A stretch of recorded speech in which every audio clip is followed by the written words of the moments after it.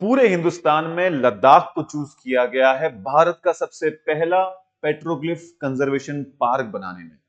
Petroglyphs क्या होते हैं, ये कंजर्वेशन पार्क की क्या जरूरत पड़ गई और लद्दाख ही को क्यों चूज किया गया, इसके बारे में आज बात करेंगे।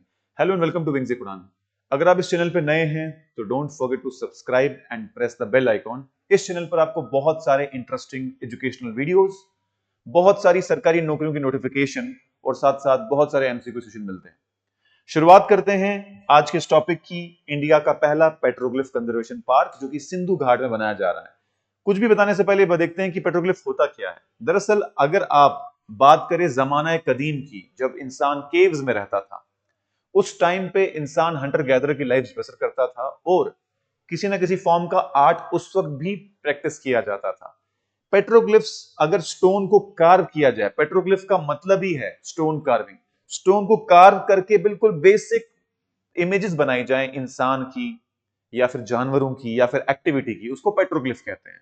ये हमें उस वक्त 10,000 साल पहले क्या एक्टिविटी हुआ करती होगी इंसानों के बीच में, 10,000 बीसी की बात कर रहा हूं मैं, यानी 12,000 साल पहले तकरीबन। इस किस्म की, जैसे कि इमेज आप देख रहे हैं ना, ये एक आइबेक्स जो कि एक किस्म की गोट होती है, उसका एक पेट्रोग्लिफ बनाया हुआ है। क्योंकि स्टोन कार्व करना है, उतना ज्यादा आर्ट उस वक्त नहीं था, तो इस किस्म से ये बनाया जाता था। और अगर आप स्टार्टिंग में देखेंगे, पहले पेज पे भी बनाया है ये, अगर आप जूम इन करके देखेंगे तो इंसान कुछ ऐसे बनाए जाते थे, बिल्कुल बेसिक फॉर्म, कोई इसमें शक्ल या वगैरह नहीं होता था, बिल्कुल स्टोन को कार्व करके बनाया जाता था। तो ये पेट्रोग्लिफ इसको कहते हैं। तो इस पेट्रोग्लिफ कंजर्वेशन पार्क को बनाया जा रहा है, पहला इंडिया में, जो कि बनाया जा रहा है सिंधु घाट में, लद्दाख में। और इसकी अभी अभी फाउंडेशन सेरेमनी हुई है by the LG of Ladakh, lieutenant governor of Ladakh.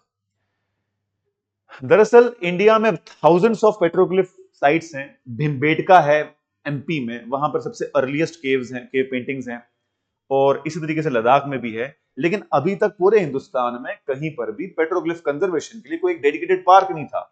और सिंधु घाट एक पहला पार्क होगा जिसमें डेडिकेटेडली इन केव पेंटिंग्स या फिर केव कार्विंग्स को बचाया जाएगा। तो इसमें क्या है, ये एक क्लासिक एग्जांपल दिखाई कि लद्दाख में कैसे पेट्रोग्लिफ बनाए जाते हैं। सिंधु घाट की बात करें तो ये सिंधु रिवर पर नियर शे विलेज लोकेटेड है, 8 किलोमीटर है लेह से। और ये एक कल्चरल साइट की तरह एस्टैब्लिश किया गया है। ये हर साल सिंधु दर्शन फेस्टिवल भी यहां मनाया जाता है जून में, और इसका बड़ा कल्चरल रोल रहा है। जो ये इंदस रिवर है, इसी ने इसको नाम दिया है सिंधु। और लद्दाख ही क्यों चूज किया गया इस पेट्रोग्लिफ कंजर्वेशन पार्क के लिए? क्योंकि लद्दाख में वर्ल्ड के बहुत सारे पेट्रोग्लिफ मिलते हैं, ओपन एयर पेट्रोग्लिफ्स मिलते हैं। और बात करें लद्दाख यूटी की, तो लद्दाख जो है, इसकी जो कैपिटल है वो लेह है। डिस्ट्रिक्ट भी लेह जो है आती है कैपिटल की। रिवर इंदस पास होती है यहां से। अब अगर बात करें लद्दाख की रॉक आर्ट आर्किटेक्चर की, रॉक आर्ट हेरिटेज की, तो 20,000 से ज्यादा पेट्रोग्लिफ डॉक्यूमेंट हुए हैं यहां पे। और अर्लीस्ट 10,000 बीसी, यानी आज से 12,500 साल पहले तकरीबन, के भी आपको रॉक आर्किटेक्चर यहां मिल जाएगा। सोचिए, 12,500 साल पहले जो लोग लद्दाख में रहते थे, उनकी लाइफ के बारे में पता चलता है। तब वो क्या एक्टिविटी करते थे, कैसे हंटिंग करते थे, किस किस्म का उनका अंडरस्टैंडिंग ऑफ द वर्ल्ड था। और क्योंकि ये सिल्क रूट पर भी है, तो बहुत सारे पेट्रोग्लिफ्स जो हैं यहां मिलते हैं। साथ में अगर बात करें कि किस किस्म की कार्विंग्स मिलती हैं यहाँ पे लद्दाख में, तो एनिमल्स की मिलती है, जैसे कि अब आइबेक्स की मिलती है, याक की मिलती है, स्नो लेपर्ड की मिलती है, वाइल्ड शीप की मिलती है। और क्या मिलता है, हंटर्स का पेट्रोग्लिफ मिलता है, हंटर की रॉक कार्विंग मिलती है, ऐसा लग रहा है कि वो बो एंड एरो से शिकार कर रहे हैं। और रिचुअल्स की कार्विंग मिलती है, डांसिंग करते हुए, मास्क फिगर पहन के, सन और मून के इर्द गिर्द घूमना। सिंबल्स दिखते हैं हमें, किसके सिंबल, स्वास्तिकास दिखते हैं, स्टूपास दिखते हैं, और ज्योमेट्रिक पैटर्न्स दिखते हैं। और हमें वॉरियर्स भी दिखते हैं जिसमें वो हॉर्स राइड कर रहे होते हैं। तो इससे हमें बहुत सारा आइडिया मिलता है कि आज से 10,000 साल पहले जो लद्दाख में लोग रहा करते होंगे, वो क्या करते होंगे, कैसे अपना गुजर बसर करते होंगे, कैसे हंटिंग करते होंगे। तो ये हमें एक हिस्ट्री में देता है, एक स्नीक पीक देता है हिस्ट्री में। अगर आप बात करेंगे मेजर साइट कौन कौन सी है जहां पे पेट्रोग्लिफ्स मिलते हैं, एक तो दोमखार है जो शाम वैली में है, लेह में। यहां पर open air rock art century है। फिर आलची है इंदस रिवर में, लेह में। फिर मुर्गी टोकपा है नुब्रा वैली में। फिर आपका तांगस्ते है, तांगस्ते ये कहां है? छंगथांग प्लेट्यू में है ये। और जामथांग जास्कर में है। और चारतास्की करगिल डिस्ट्रिक्ट में है। तो ये मेजर साइट्स हैं 6 जो आपको याद रखने के लायक हैं। जो लोग भी इस पीडीएफ चाहते हैं, डिस्क्रिप्शन में हमारा टेलीग्राम ग्रुप है, उसको ज्वाइन कर लीजिए, वहां से पीडीएफ भी डाउनलोड कर लेना।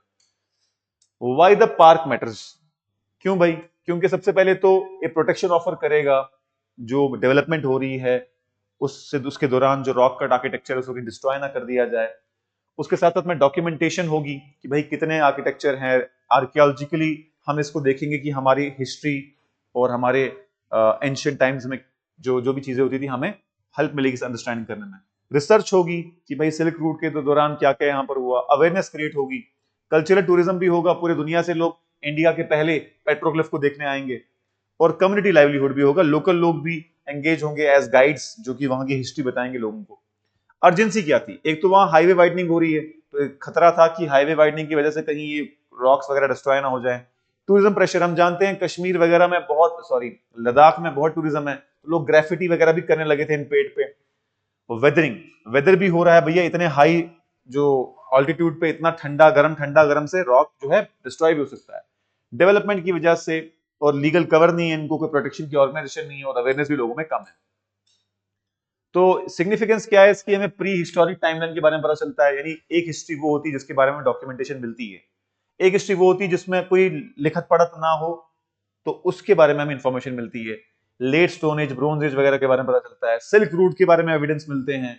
इकोलॉजिकल मेमोरी है ये बहुत सारी, कि तब कैसे कैसे किस्म के जानवर हुआ करते थे, क्या कोई ऐसा जानवर है जो एक्सटिंक्ट हो गया। तो ये जो है petroglyph park, archaeological survey of India जो है इसमें हेल्प करेगा। इसके अलावा ancient monuments and archaeological sites and remains act, ये भी हेरिटेज को प्रोटेक्ट करता है। इग्ना, Indira Gandhi national centre for arts, INTAC, Indian national trust for art and cultural heritage, UNESCO and MOC, ministry of culture. ये ऑर्गेनाइजेशंस हैं जो हेरिटेज को प्रोटेक्शन में जो है इन्वॉल्व हैं। और साथ ही साथ ये जो पार्क की फाउंडेशन सेरेमनी है, ये वर्ल्ड हेरिटेज डे के दिन डाली गई, ताकि एक जो है एक किस्म का हेरिटेज की प्रोटेक्शन के मिशन में ये एक इंपॉर्टेंट स्टेप बन जाए। तो दोस्तों ये था इंडिया का पहला पेट्रोग्लिफ कंजर्वेशन पार्क। हमारे जीएस के एग्जाम के पॉइंट ऑफ व्यू से भी ये इंपॉर्टेंट है। आपको क्या लगता है कि क्या जम्मू कश्मीर में भी ऐसा कोई कंजर्वेशन पार्क बनना चाहिए? कमेंट सेक्शन में बताइए। Thank you so much and all the best.